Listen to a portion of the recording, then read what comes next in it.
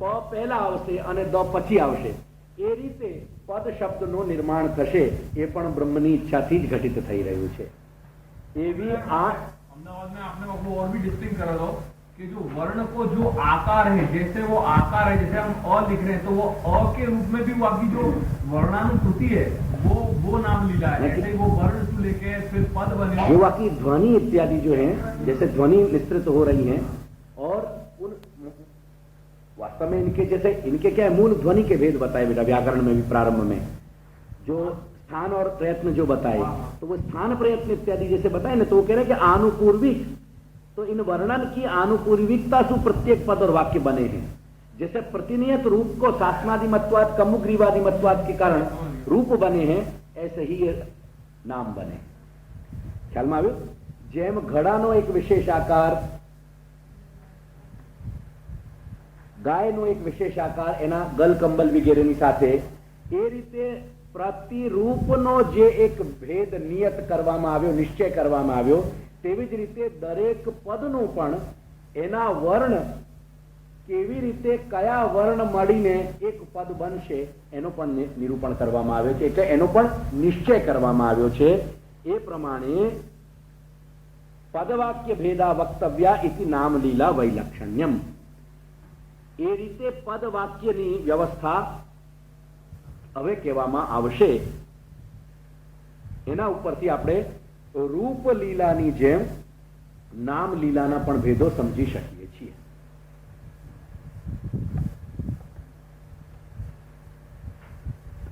હવે ઉપર આવી જઈએ વાક્યની પ્રવૃત્તાની. ત્યાં સુધીનું થઈ ગયું શબ્દ. આ પ્રમાણે રૂપલીલાની જેમ નામલીલા પણ બતાવવાની છે અને એના આધારે જ બધા જુદા જુદા વાક્યો પ્રવૃત્ત થયા છે. વિરુદ્ધ વાક્યત્વેન એવ પરસ્પરમ ભાસમાનેષુ અવિરોધ પ્રકારમ આહ વિરુદ્ધાંશ પરિત્યાગાદ ઇતિ.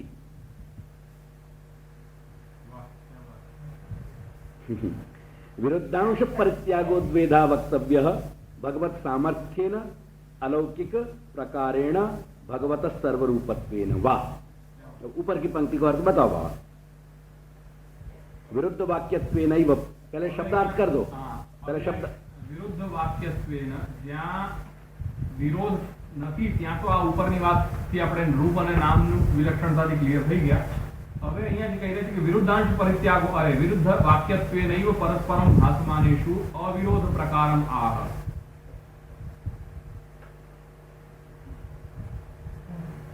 વિરુદ્ધ વાક્યતા ના દ્વારા ના વડે, વિરુદ્ધ વાક્યતાના વડે. अभी नीचे की आवरण भंग किया और 3 एक पंक्ति निकाल दो तो ये सब हाँ मैं वही मैंने नीचे स्पष्ट हो जाएगा. अतएव सु अतः तत्र सहज शक्ति संकोच वद अत्र वाचक शक्ति संकोच इति लीला भेद ज्ञानेन तस्य निर्वाहः इत्यर्थः. હવે કહેવામાં આવે એ મતલબ થયો આ પંક્તિનો. આ પંક્તિ જોઈ રહ્યા છો ને તમે? તત્ર, તત્ર એટલે રૂપલીલામાં. રૂપલીલામાં જ્યારે જેમ પોતાની સહજ શક્તિનો જે અંશમાં જ્યાં જેટલી શક્તિનો ઉપયોગ કરવો હતો તે પ્રમાણે જુદા જુદા રૂપ ગ્રહણ કર્યા, તેવી જ રીતે અહીંયા વાચક શક્તિનો સંકોચ કરીને અને નામના પણ જુદા જુદા ભેદ કરી દીધા છે, નામ સૃષ્ટિના પણ. એટલે એનો સીધો અર્થ એવો સમજો કે જેમ રૂપલીલામાં પોતાના સામર્થ્યનો નિશ્ચય કરીને અને તે સામર્થ્યનો અમુક અમુક પ્રકારે ઉપયોગ કરીને રૂપના જે પ્રમાણે જુદા જુદા ભેદ કર્યા, એવી જ રીતે પોતાની વાચક શક્તિનો જુદી જુદી રીતે ઉપયોગ કરીને નામ લીલામાં પણ જુદા જુદા ભેદ કર્યા. આવી ગયો ખ્યાલ? ત્યારે એનો નિર્વાહ થઈ જાય છે. એટલે રૂપલીલાની જેમ નામ લીલાનો પણ નિર્વાહ થઈ જાય છે. અને તેથી અનંત જુદા જુદા રૂપો જોઈને પણ બ્રહ્મની જ આ બધી સૃષ્ટિ સમજવાની છે, તેવી જ રીતે જુદા જુદા નામ સમજીને પણ બ્રહ્મનું જ આ સ્વરૂપ સમજવાનું છે. આ પ્રમાણે રૂપ અને નામ બંને લીલા સમજી શકાશે અને ઉભયત્ર બંને જગ્યાએ બ્રહ્મની એક રૂપતા જ ખ્યાલમાં આવી શકશે. હવે પ્રશ્ન કરે છે કે નનુ ભવતું એવમ, કે ભલે ચાલો તમે આ પ્રમાણે રૂપ સૃષ્ટિ અને નામ સૃષ્ટિની એકતા કે એકપણું દેખાડી દીધું, પરંતુ કે છે કે અવિરુદ્ધ વાક્ય સ્થળે, આ જ્યાં અવિરોધ છે, નામ સૃષ્ટિમાં જ્યાં વિરોધ નથી જણાઈ રહ્યું ત્યાં તો બરાબર છે આ વાત તમારી, આ સમજાય છે અમને, પરંતુ તત્રાપી યત્ર એકમેવ વસ્તુ પરમ શિવ વિષ્ણુ નિરાકરાદિ રૂપૈ બોધ્યતે તત્ર વાક્યાનામ પરસ્પર વિરુદ્ધત્વેન લીલા ભેદ જ્ઞાનાભાવાત કથમ વ્યવહાર નિર્વાહ इति आशंका निवृत्तये हेतुम अवतारयंती विरुद्धांश त्यागात, કે છે કે બરાબર છે, પરંતુ જ્યાં એક વસ્તુને જ ધ્યાન આપો કે તત્રાપી યત્ર એકમેવ વસ્તુ પરમ, વસ્તુ એક જ છે, પંક્તિઓ પર ધ્યાન કરશો તો ખ્યાલ આવી જશે. તત્રાપી જ્યાં અવિરુદ્ધ વાક્ય અવિરોધ જ્યાં અમને સમજાઈ ગયું, પણ ત્યાં પણ યત્ર એકમેવ વસ્તુ,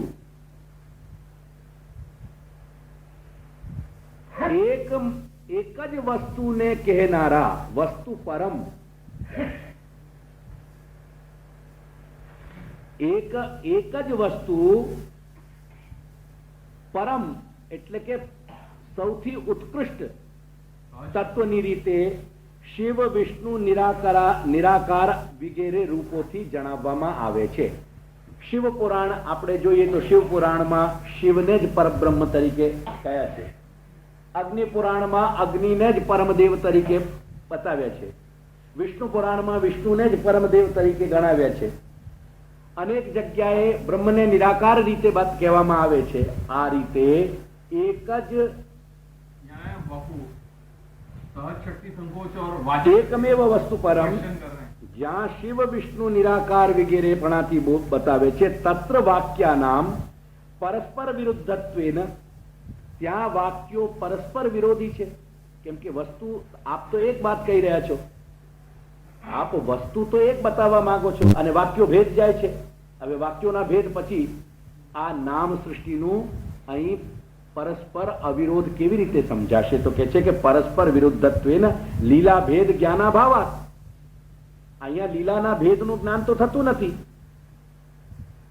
લીલા ભેદ જ્ઞાનાભાવાત કથમ વ્યવહાર નિર્વાહ, તો વ્યવહારનો નિર્વાહ એટલે કેવી રીતે એને સમજાશે?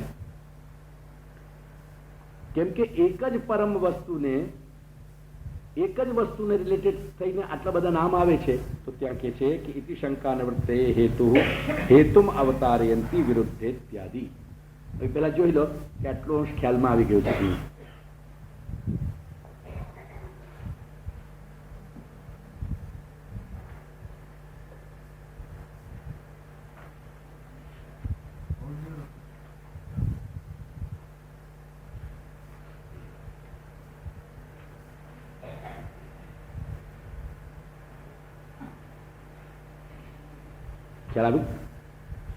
તો કે છે કે વિરુદ્ધાંશ પરિત્યાગો દ્વેધા વક્તવ્ય ઉપર, વિરુદ્ધાંશનો પરિત્યાગ જે છે બે પ્રકારે સમજવું જોઈએ. એમાં બ્રહ્મસૂત્રના બે ઉદાહરણો આપવામાં આવ્યા છે. એ સ્થળ તમે લખી લો બેટા, સ્થળ लिखा दो आपने लिखे ने, लिखा दो. 3:2:27 અને 3:2:29. साधन अध्याय अहिकुंडल सूत्र पूर्ववद्वा इति सूत्र.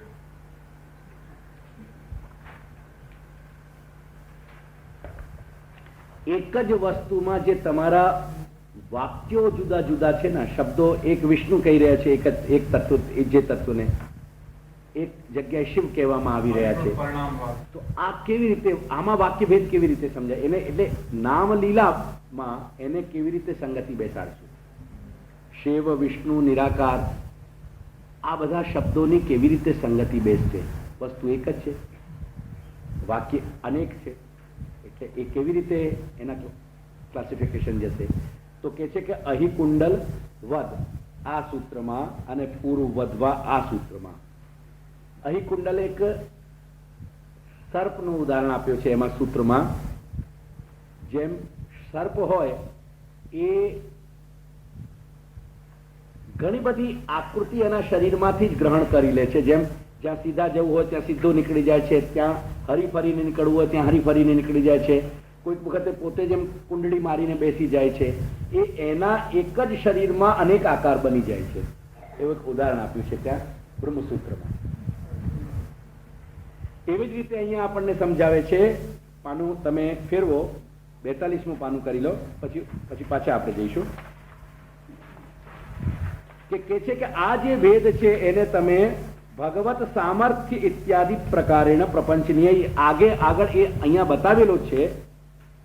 તથા સતી એકસ્ય, અહીંથી શરૂ કરો તમે, સૌથી ઉપરની પંક્તિ 42માં ને આવરણ ભંગમાં. तथा सती एकस्य एव मल्ला नाम अश्निः इति न्यायेन. बेटा वो श्लोक बांध के सुना दो इनको भागवत में.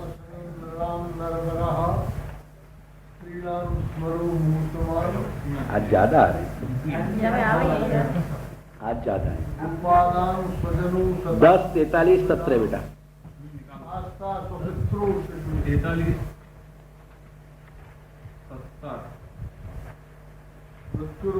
17 मल्लानाम अशनिर नृणाम नरवरः स्त्रीणाम स्मरो मूर्तिमान गोपानाम स्वजनो अपताम क्षितिभुजाम शास्ता पवित्रो शिशु मृत्युर भोजपतेः विराट विदुषाम तत्त्वं परम योगिनाम वृष्णीनाम परदेवता इति विदितो रंगम गतः.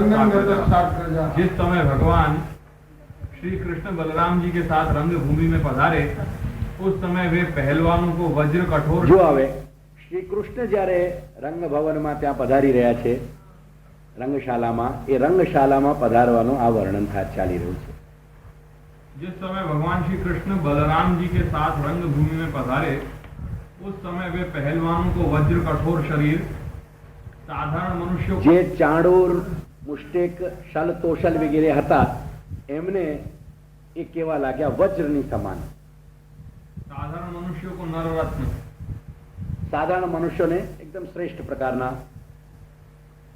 स्त्रियों को मूर्तिमान कामदेव, गोपों को स्वजन, दुष्ट राजाओं को दंड देने वाले शासक, माता पिता के समान बड़े बूढ़ों को शिशु, कंस को मृत्यु, अज्ञानियों को विराट, योगियों को परम तत्व और भक्त शिरोमणि वृष्णिवंशियों को अपने इष्ट देव जान पड़े. एक જ શ્રી કૃષ્ણ આટલા બધા પાસાથી બધાને દેખાઈ રહ્યા છે. દશરથન તો જેમ એક જ શ્રી કૃષ્ણ પોતાના સામર્થ્યથી 10 પ્રકારે અહીંયા જણાયા અને દરેકને આ પેલી ત્યાં વજ્ર, મૃત્યુ, આ બધા નામ પણ આવી ગયા કે નહીં અહીંયા? એવી જ રીતે વિષ્ણુ શિવ વગેરેના જે છે એ માત્ર નામ ભેદ છે. એ પોતે એક જ બ્રહ્મ પોતાના સામર્થ્યથી જુદા જુદા અધિકાર ભેદથી, સ્વભાવ ભેદથી જુદી જુદી રીતે દેખાઈ રહ્યો છે. ઇતિ ન્યાયેન, આગળની પંક્તિ જો, તમ તમ પ્રતિ, તે વ્યક્તિ માટે, તથા ભાનાય, તેવું ભાન એને હોવાથી તાદૃશાની વાક્યાની તે પ્રકારના વાક્યો પ્રવૃત્ત થયા છે. હવે જેને વજ્ર દેખાઈ રહ્યા છે એ ભગવાનનું વજ્ર રૂપમાં જ વર્ણન કરશે કે નહીં? ત્યાં જેને મૃત્યુ દેખાઈ રહ્યા છે મૃત્યુ રીતે જ વર્ણન કરશે કે નહીં? જેને શ્રેષ્ઠ નર મનુષ્ય રીતે દેખાઈ રહ્યા છે શ્રેષ્ઠ મનુષ્ય રીતે કરશે. જેને બાળક દેખાઈ રહ્યા છે એ બાળક રીતે કરશે. પછી તમે એમ કહો કે આ જુદા જુદા વાક્યો એક જ વ્યક્તિના માટે પ્રવૃત્ત થયા છે એટલે એમાં લીલાભેદ કેવી રીતે સમજવું? એને સામર્થ્યથી સમજવું એવું.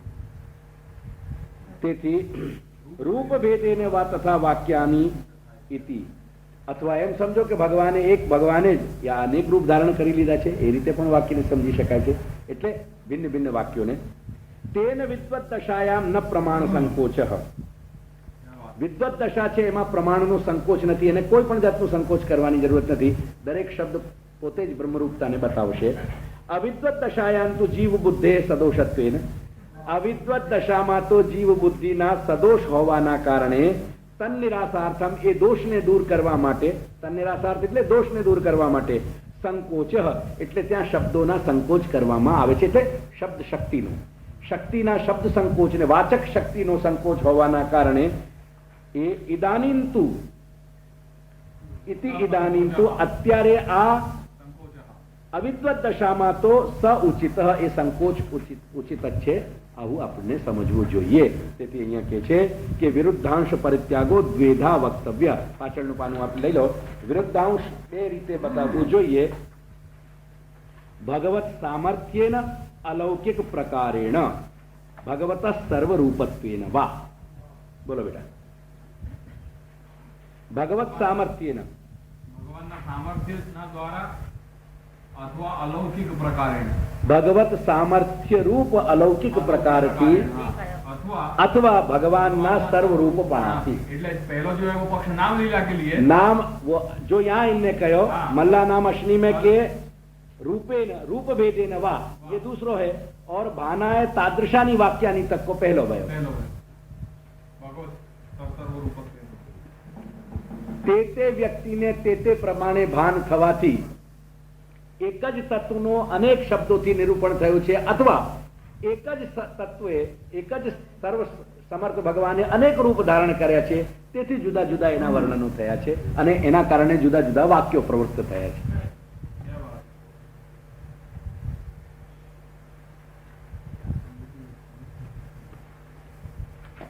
તારા પ્રશ્નો એવા આવતા હતા દીના અમુક વખતે કે આવું કેમ થઈ રહ્યું છે ને આવું કેમ નથી થઈ રહ્યું.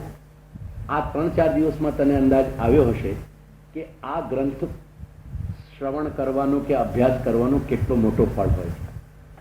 આ જે કંઈ પણ શંકાઓ આવે છે ને એ બધી જ દૂર થઈ જાય છે. તેથી કોઈ પણ મૂળ ગ્રંથ શાસ્ત્રો ઉપર નો સ્પર્શ કરતા પહેલા આ ગ્રંથો જરૂરી છે. શ્રીમદ ભાગવતનો ડાયરેક્ટ સ્પર્શ ના થાય જ્યાં સુધી આ બધી પ્રક્રિયા આપણે દ્રષ્ટિગોચર ના થાય.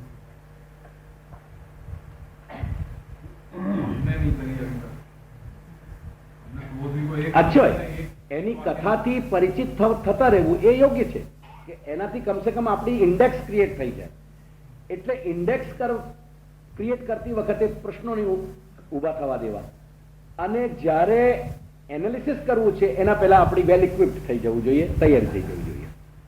એટલે આપણને વ્યર્થના સંદેહ અને વ્યર્થની આપણને તકલીફ ના થઈ જાય. ચલો, તો કે છે કે અતો યુક્ત એવ અવિરોધ, તેથી અવિરોધ અમે બરાબર જ બતાવ્યું છે. પ્રશ્ન એવો થઈ જાય નહીં તો કે અવિરોધનો મતલબ એવો થઈ જાય કે જે વિરુદ્ધાંશ છે તો પછી એ બ્રહ્મ છે કે નહીં. વિરુદ્ધાંશ વાસ્તવમાં તમારી અવિદ્વત દશામાં, આપણી અવિદ્વત દશાના કારણે એમાં વિરોધ કે અવિરોધનો પ્રસંગ છે. જ્યારે વિદ્વત દશા છે ત્યારે કંઈ છે જ નહીં, પછી કંઈ છે જ નહીં. No matter never mind, never mind no matter.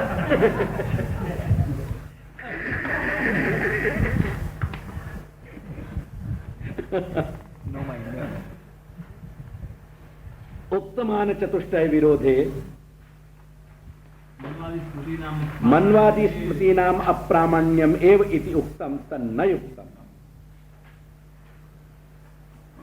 હવે એક પ્રશ્ન ઉપસ્થિત કરે છે શ્રી મહાપ્રભુ સ્વયં કે આ જે પ્રમાણના 4 મુખ્ય સ્થળો કહી દીધા,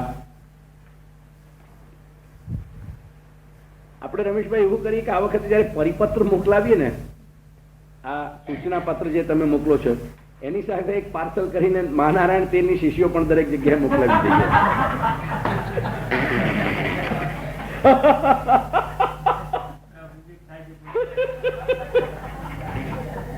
એટલે आज सुनिए कि वहाँ पे कोई आने वाला है चंपी करने वाला.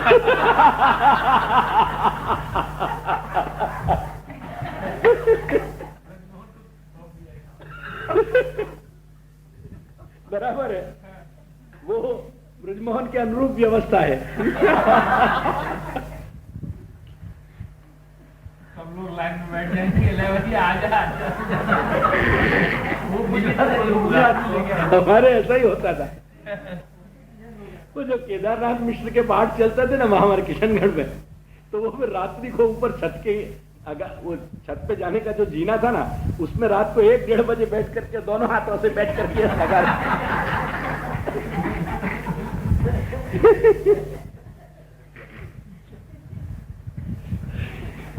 ઉક્તમાન ચતુષ્ટય વિરોધે આ ચારે મુખ્ય પ્રમાણ સ્થળોના વિરોધ, એનો વિરોધ થતા અથવા એનો વિરોધ આવતા મનુ વગેરે સ્મૃતિકારોનું જે પ્રમાણપણું નથી ગણ્યું, જે એનું અપ્રામાણ્ય ગણ્યું છે, તે યુક્ત નથી, તે યોગ્ય નથી. શા માટે યોગ્ય નથી? કેમ કે આપ જેને માની રહ્યા છો પ્રમાણરૂપ, મૂર્ધન્ય પ્રમાણરૂપ વેદને, એ વેદનો જ વચન છે, સ્મૃતિનો જ વચન છે કે યદ્વૈ કિંચન મનુરવદત તદ્ભેષજમ. મનુએ જે કાંઈ પણ કહ્યું છે તે રસાયન રૂપ છે. ભેષજ એ ઔષધ રૂપ, રસાયન રૂપ છે. તેથી મનુનો જે કથન છે એના માટે જ્યારે શ્રુતિ આવા વચન કહેતી હોય તો મનુના એક પણ વચનને અપ્રમાણ એટલે વિરોધી વચન કેવી રીતે ગણી શકાય? ખ્યાલમાં આવ્યું? હા, શ્રી મહાપ્રભુ પોતે શંકા કરે છે. હવે ઇતિ આ પ્રમાણે જે શ્રુતિનું વચન છે આપીને કહે છે કે શ્રુતે મન્વાદી નામ ઉક્તમાન વિરોધે અપી પ્રામાણ્યસ્ય અવશ્ય વાચ્યત્વાદ ઇત્યત આહ દ્વાપરાદૌ. આ શ્રુતિના વચનના પ્રમાણથી મનુ વગેરેનું પણ ચારે ઉક્તમાન, ઉક્તમાન ઉપર છે ને, આ ઉક્તમાન શબ્દને લખો. ઉક્તમાન ઇઝ ઇક્વલ ટુ ઉપર કહેલા 4 મુખ્ય પ્રમાણના સ્થળો.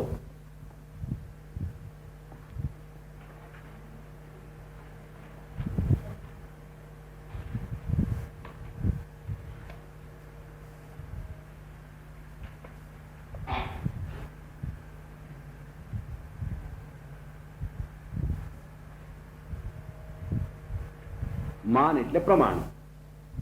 તેથી કે છે કે ઉપર કહેલા 4 પ્રધાન પ્રમાણના સ્થળોનો વિરોધ હોવા છતાં પણ એના એટલે કે મનુ વગેરે સ્મૃતિકારોના પ્રમાણને જરૂર, એટલે કે મનુના પ્રમાણને અવશ્ય સ્વીકારવું જોઈએ. આવો જો પ્રસંગ આવે, આવો જો પ્રશ્ન આવે તો એનો જવાબ આપે છે ઇતિ અત આહ. તેથી આ કહેવામાં આવે છે કે દ્વાપરાદૌ તુ ધર્મસ્ય દ્વિપરત્વાદ દ્વયમ પ્રમા.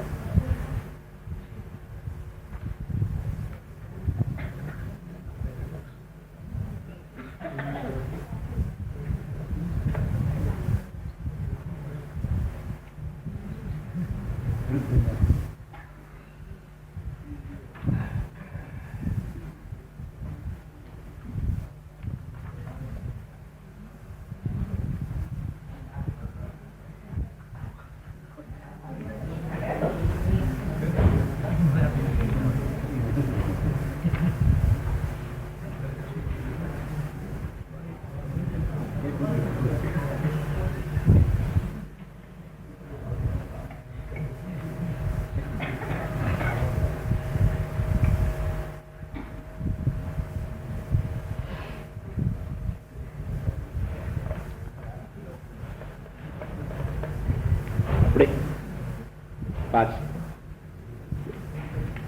છેલ્લી કારિકામાં થોડા બે શબ્દો ઉપર ખ્યાલ આપતા રહી ગયો છે આપણું પેલું 8મી કારિકા કાઢો અને એમાં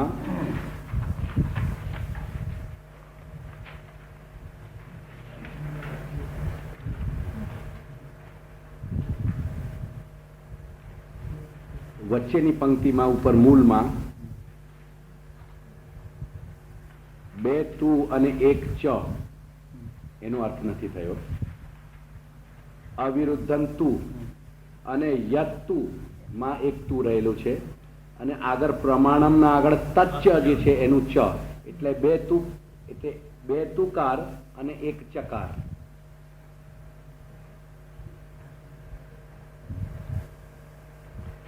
સંસ્કૃતનો નિયમ છે કે કોઈ પણ વર્ણ કેવો હોય એ આ રીતે જ બોલાય છે. અકાર, કકાર, ગકાર, મકાર. એટલે 2 તુકાર અને 1 ચકાર. એના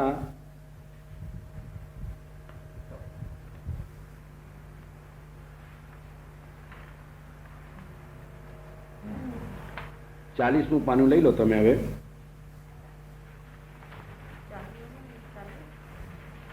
એમાં આવરણ ભંગમાં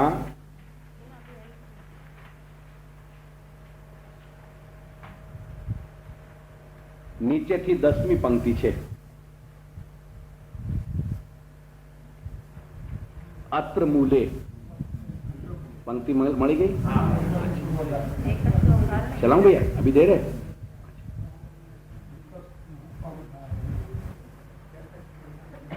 श्री महाप्रभुना आ एक एक वर्ण वाला जे शब्दों छे ना ए समझवा खूब जरूरी होय छे. एक अने बे वर्ण वाला तत्, इति, एतत्, च, तु, ही आ जेने पकड़मा नहीं आवता ए समझी लो कि श्री महाप्रभुनी वाणी जेनी पकड़मा ना आवी. केम के एक तू कहीने के एक च कहीने के एक ही कहीने श्री महाप्रभु घणुं बधुं कहेवा मांगे छे.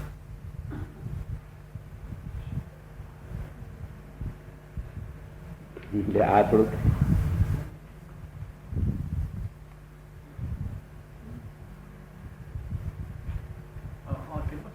બને છે કે પારિભાષિક મહાપ્રભુજીના વાણીને પારિભાષિક બનાવી શકે. जो प्रयास करी शकाय तो एनाथी मोटी समाधि कई है. ऐसा संकल्प जो लोग करें वो जीवात्मा इस भूतल पर धन्यभूत जीवात्मा है. इसमें क्या समझ. कम से कम मैं उन जीवात्माओं का मुक्त कंठ से गुणगान करूं जो श्री महाप्रभु के ऐसे एक एक नहीं मैं सच कह रहा हूं. ये बहुत बड़ी बात है. ऐसा बहुत कुछ कार्य बाकी है अभी और मैं आपको यही कहना चाहूंगा. ये मैं निर्धार करके बैठा हूं जिस दिन से आपने रिसर्च इंस्टीट्यूट की बात कही है कि उसमें हम कोई अभी कोई ऐसा प्रोजेक्ट नहीं लेंगे कि जो हम जो हमारे लिए एक तरीके से यानी उस तरह के प्रोजेक्ट और 10 लोग लेकर बैठे हों. ऐसा कोई प्रोजेक्ट हम नहीं. हम वो काम करेंगे कि जो श्री महाप्रभु को ग्रंथों के लिए अभी अनिवार्य है और जो कि लोगों ने नहीं अभी उठाया है जिस कार्य वो कार्य जिससे बहुत सारे श्री महाप्रभु की पंक्तियों के और कारिकाओं के जो इधर उधर उदाहरण आते हैं उनके कहीं यानी आज के बालक तो ये प्रयास भी नहीं करेंगे इतना. तो उन सब को ढूंढ के उनके सबों को हम रेफरेंस दे सकें, उनको सबको हम इंडेक्स में ला सकें, उनको कैटेगराइज कर सकें. इससे बड़ा और क्या काम हो सकता है. और आप देखिए सबसे बड़ी बात है कि इसमें परमार्थ कितना है. आपकी यानी मनुष्य की आंखों की ज्योति कम से कम हम अपने अर्थ में कह रहे हैं. इससे ज्यादा उस ज्योति का क्या सदुपयोग है कि वो महाप्रभु की शब्दों पर घूमती रहे. इससे ज्यादा उसका सौभाग्य क्या है? यानी व्यक्तिगत आप मुझसे पूछें और मुझे 2 ऑप्शन दें कि इन आंखों से स्वरूप सेवा भी है और महाप्रभु की वाणी की सेवा है।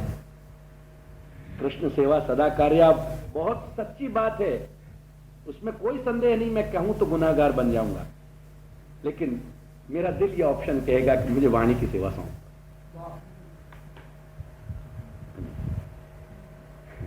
श्री महाप्रभु, श्री गोसाई बाबा, श्री दादाजी मुझे क्षमा करें, लेकिन मैं अपना प्रेफरेंस बता रहा हूं। मैं ये कहूंगा कि इन आंखों को ऐसा जादू कर दीजिए कि वो सिर्फ इन शब्दों पर घूमती रहें, बस। मैं व्यक्तिगत ऐसा चाहूंगा। ऐसा संकल्प अगर आप 1-2 व्यक्ति भी करेंगे घनश्याम भाई, तो आज भी मैं आपको एक वचन दे सकता हूं। आप देख लीजिए यहां बैठे हुए भी कि 4.5 घंटे मैं पैर नहीं बदलता यहां बैठ करके। ये तकलीफ है। 18 घंटे में आपको दे सकता हूं, आप जब मांगे जब। यहाँ तो 15 मिनट नहीं होती। चलो भैया, चलिए देखिए। तो कहते हैं कि यहां अत्र मूले एकः तु अवधारणे। आप ऐसे ही अगर धीरे धीरे प्रयास करते रहेंगे ना, संधि छूटी पाड़ने लगेंगे। अब देखिए एकः, अब एकः मैं कहां से बोल रहा हूं? वो जो स आगे जुड़ रहा है ना त में, उस स को मैंने विसर्ग बना दिया एकः, और तू के आगे क्या है? र है, उस र को मैंने विसर्ग बना दिया और अ निकाल दिया। एकः तु अवधारणे। आप यूं ही अगर हमसे मिलते रहे, देखिए एक दिन प्यार हो जाएगा, तो ये प्यार घटित हो जाएगा नहीं। आप इसी प्रकार से सब संधियों के नियम जानने की जरूरत नहीं है।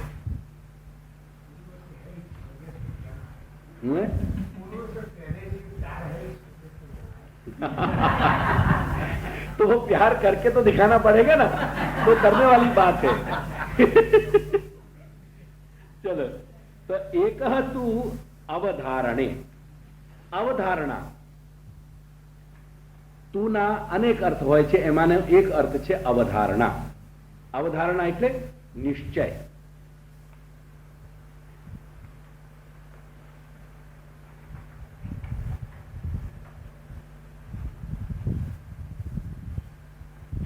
वो मैं आपकी चेष्टा से प्रमाण समझ सके, मुझे यथार्थ ज्ञान रहो. ये थंबा बीच में आ रहा था ना, पर आपकी चेष्टा ने मुझे बताया कि ये भद्रेश ही खड़ो होएगो.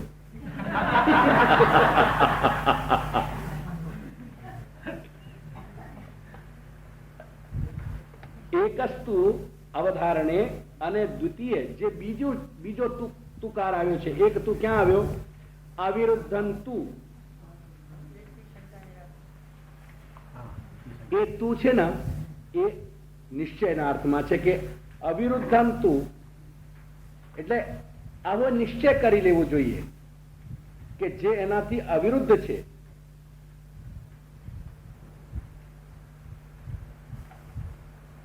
તે એમાં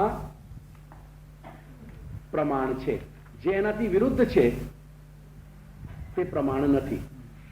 અને બીજો જે તું આવ્યો યત્તુનો, એ શંકા નિરાશમાં છે કે આ બાબતમાં શંકા ન રાખવી જોઈએ. આના વિરોધી શા માટે, આનો વિરોધ હોય તો શા માટે પ્રમાણ નથી, અને આનો અવિરોધ હોય તો શા માટે પ્રમાણ છે, આ બાબતમાં શંકા રાખવી નહીં. અને ખ્યાલ કરો, આવા સંકેતોને પકડીને જ જે વ્યાખ્યાકારો છે ને, એ પ્રામાણિક વ્યાખ્યા કરી શકે છે. જો આ સંકેતો ન પકડ્યા હોય ને તો વ્યાખ્યા ન થાય, અને એ વ્યાખ્યા થાય તો પ્રામાણિક ના ગણાય. કોઈ પણ વ્યાખ્યા કરનારને એટલો ઊંડો વિચાર હોવો જોઈએ કે જે આવા બધા સિગ્નલ્સ ને પકડીને વાક્યનો વિન્યાસ કરીને વાક્યનો અર્થ ઘટીને થઈ શકે. એક સંકેત કરી રહ્યો છું આપને.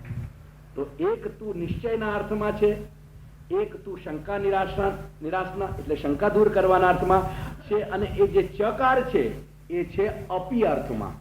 અપી એટલે પણ, ભી. તચ્ચ નાન્યથા, જે એનાથી અવિરુદ્ધમાં છે અને સંવાદ નથી, તે પણ પ્રમાણ છે. ખ્યાલમાં આવ્યો? એટલે ઇવન પ્રકાશમાં જે આશય આપણને સ્પષ્ટ નથી થતો એ પ્રકાશ અને મૂળના આધારનું સંપૂર્ણ અનુસંધાન કરીને શ્રી પુરુષોત્તમજી જેવા સમર્થ વ્યાખ્યાકાર આપણને જણાવી શકે છે કે અહીં શ્રી મહાપ્રભુનો આ આશય છે. અને તેથી મારી ગુરુ પરંપરાનો એક એવો નિયમ છે અને એવું કથન છે કે શ્રી પુરુષોત્તમજી અને શ્રી લાલુ ભટ્ટજી આ સંપ્રદાયના આપણા માર્ગની બે આંખો છે, નેત્ર છે. મારા પરમ ગુરુ શ્રી દીક્ષિતજી દાયજી એવી આજ્ઞા કરતા, એટલે ગુરુનામ ગુરુ, એ પરમ ગુરુની એવી આજ્ઞા હતી કે આપણા માર્ગ માટે આ બંને નેત્રો છે. જેનો પણ એક ગ્રંથકારથી પરિચય નહીં હોય એની એક આંખ ડિફેક્ટિવ ગણાશે. અને આ બંને આંખો અહીંયા પેરેલલ ચાલે છે. ઉપરની જે આવરણ ભંગ છે એ પુરુષોત્તમજી છે અને નીચે યોજના જે છે એ શ્રી લાલુ ભટ્ટજી છે. એવી એક પરંપરા હતી. બસ હવે આગળ આવી જાઓ.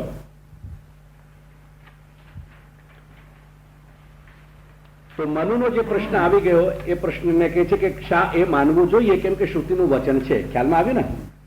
એનો જવાબ આપે છે શ્રી મહાપ્રભુ કે દ્વાપરાદૌતુ ઇતિ, એટલે દ્વાપરાદૌતુ ધર્મસ્ય દ્વિપરત્વાદ દ્વયમ પ્રમા. સતયુગ, ત્રેતા, દ્વાપર અને કલિયુગ. ત્રેતા સુધી લોકોને મતિ વિભ્રમ ન હતું અને મતિ વિભ્રમ ન હોવાના કારણે સત્વગુણ વગેરેના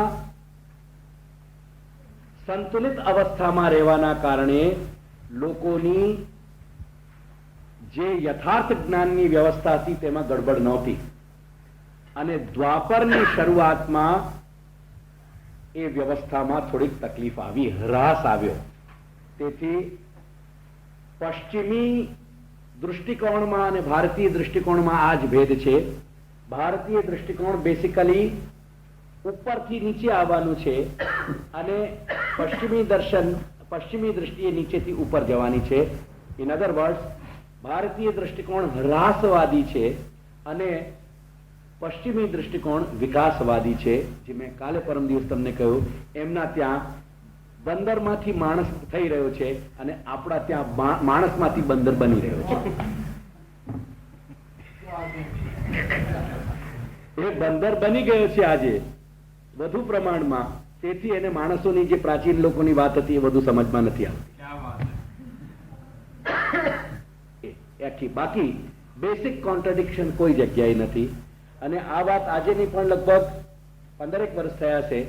અમદાવાદમાં ગુજરાત સમાચાર વાળાએ મારો ઇન્ટરવ્યુ લીધો હતો, એક કમ્પ્લીટ લગભગ હાફ પાના ઉપર પાછળ એનું પબ્લિશ થયેલું.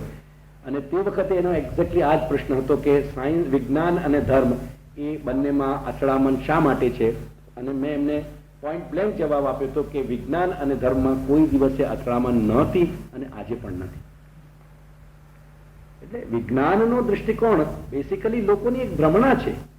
બાકી એ જેના સંદર્ભ અને એટલે એના કોન્ટેક્સ્ટ, એનો જે મૂળ વિષય છે એ બધાની દૃષ્ટિથી જ્યારે પૂર્ણ વિચાર થશે તો એમાં કોઈની બલકે પોતપોતાનો સહયોગ બંને શાખાઓ એકબીજાને આપી રહ્યા છે. એમાં કઈ કોઈ તકલીફ નથી.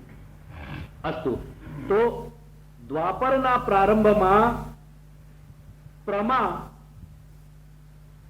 એટલે કે યથાર્થ જ્ઞાન કરાવવાના બે પાસા ઉભા કરવા પડ્યા.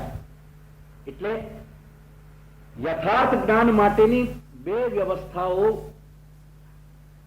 મૂકવી પડી અથવા તો ગોઠવવી પડી. અને જે બે વ્યવસ્થાઓ ગોઠવાઈ એમાં એક શ્રુતિ વ્યવસ્થા હતી અને એક સ્મૃતિ વ્યવસ્થા હતી. તેથી અહીંયા કહે છે કે દ્વાપરાદૌતુ ધર્મસ્ય દ્વિપરત્વાદ દ્વયમ પ્રમા. દ્વાપરના આરંભમાં તો ધર્મની દ્વિપરત્વાદ એ બેપણાથી થઈ ગયું. એક સ્મૃતિમાં કહેલું ધર્મ અને એક શ્રુતિમાં કહેલો ધર્મ, એ પ્રમાણે બે રીતે ધર્મ થઈ ગયો. તેથી દ્વયમ પ્રમા, એ પ્રમા એટલે ધર્મ વિષયની પ્રમાને બતાવનારા બે પાસા થઈ ગયા હતા, શ્રુતિ અને સ્મૃતિ.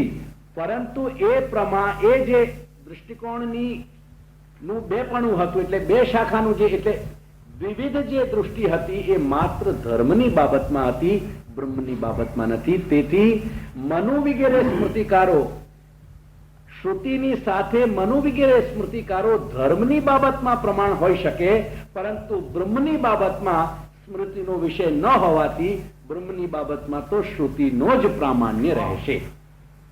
તેથી તમે જે પ્રશ્ન મૂકી રહ્યા છો કે મનુએ જે કંઈ કહ્યું છે એ બધું એ ભેષજ છે, એ રસાયણ છે, ઔષધવત છે, તેથી બધું જ ગ્રહણ કરવું જોઈએ. તેથી અમે તમને સમજાવવા માંગીએ છીએ કે મનુ વગેરે ઋષિઓની જે સ્મૃતિઓ છે એ સ્મૃતિઓના વચન ધર્મની બાબતમાં પ્રમાણ છે, પરંતુ બ્રહ્મની બાબતમાં પ્રમાણ નથી પામ્યા. હવે અર્થ કરી જઈએ, સમજી જઈએ બરાબર.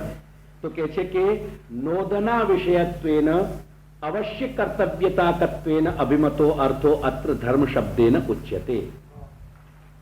અહીં સુધીના આખો વાક્ય છે. આ નોદના શબ્દ એ નુદ પ્રેરણાના અર્થમાં આવે છે, કોઈને પણ પ્રેરિત કરવું. શબ્દ જે છપાયેલું છે એક્ઝેક્ટલી એ જ સંસ્કૃતનો શબ્દ છે. हाँ तत्स उच्यते, बराबर. वो तत्सी जो है वो फुल स्टॉप ही बोल रहे हो बेटा, क्योंकि संस्कृत के शब्द ही पंक्चुएशन है, वो इनहेरेंट है वहां में. बोलूं આગળ.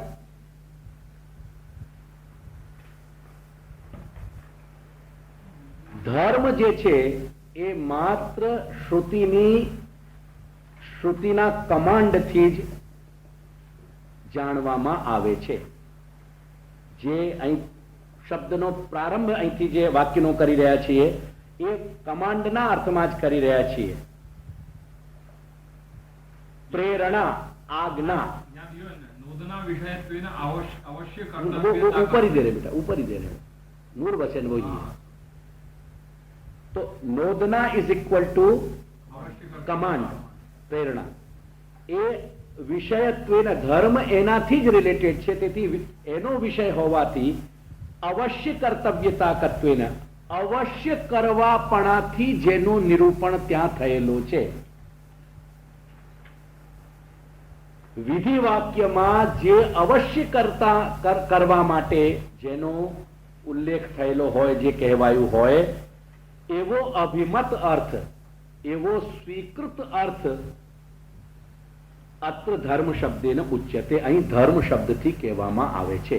તેથી સમજી લો, ધર્મ શબ્દનો આ એક વિશિષ્ટ અર્થ છે. અને ભારતીય સંસ્કૃતિમાં ધર્મ શબ્દ મુખ્યત્વે બે રીતે વપરાય છે આપણા શાસ્ત્રોમાં. એક આ અર્થમાં, જ્યાં વિધિથી બતાવેલી કોઈ પણ અવશ્ય કર્તવ્યતા જ્યાં કહેવામાં આવતી હોય એ અવશ્ય કર્તવ્યતા ને ધર્મ તરીકે ઓળખાય છે.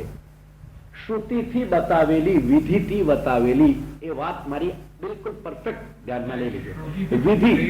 વિધિથી પ્રેરિત, વિધિ વચનમાં કહેલી અવશ્ય કર્તવ્યતાપણાની જે વ્યવસ્થા છે એ વ્યવસ્થાનું નામ ધર્મ છે.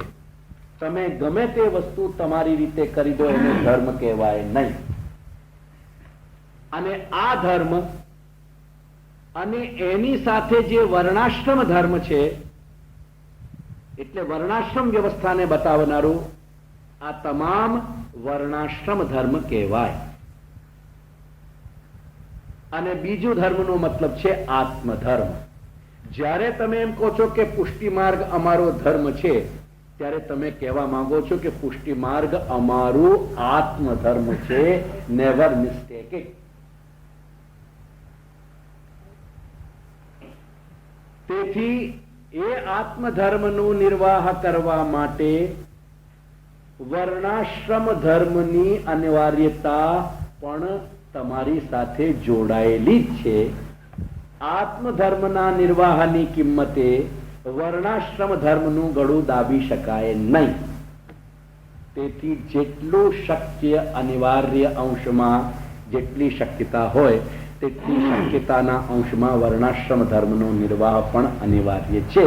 તેથી ધર્મ શબ્દના બે અર્થો થયા અને આ બે અર્થો જ ભક્તિવર્ધિનીમાં જ્યારે શ્રી મહાપ્રભુ કહે છે કે સ્વધર્મેન સ્વધર્મતઃ, એ સ્વધર્મતઃનો મતલબ છે સાધન દશામાં વર્ણાશ્રમ ધર્મતઃ અને ફલ દશામાં આત્મધર્મતઃ. કેમ કે જેમ ફલ દશામાં સ્નેહ થયા પછી, તે ફલ દશાના પ્રારંભમાં જેમ સ્નેહ થયા પછી મહાત્મ જ્ઞાન છૂટી જાય છે, તેવી જ રીતે ફલ દશા આવવાની સાથે જો વર્ણાશ્રમ ધર્મ છૂટી જાય તો એક અપેક્ષિત છે, એ તે વખતનો અલંકાર છે, દૂષણ નથી.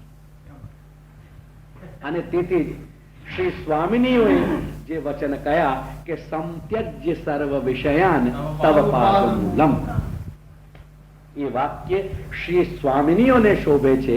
પરંતુ આપણા જેવા અસ્મદાદી સાધન દશાના લોકો વર્ણાશ્રમ ધર્મની પણ ઉપેક્ષા કરે, એ આપણને એલાઉડ નથી, શોભનીય નહીં. It is not permissible.